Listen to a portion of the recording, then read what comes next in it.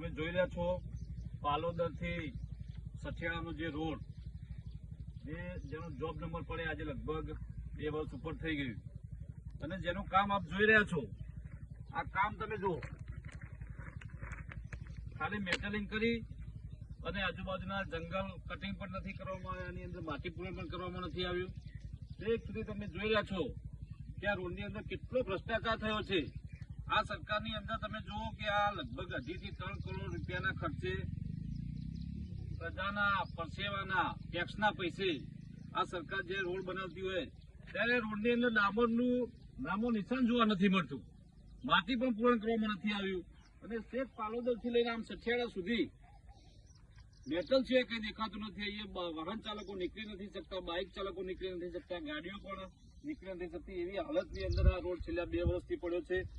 ત્યારે મારે તો સરકારને કહેવું છે કે આટલો બધો ભ્રષ્ટાચાર અધિકારીઓ અને કોન્ટ્રાક્ટરો કરતા હોય તો એમના ઉપર કેમ એક્શન લેવામાં નથી આવતી, કેમ એમને સવારવામાં આવે છે, ક્યારે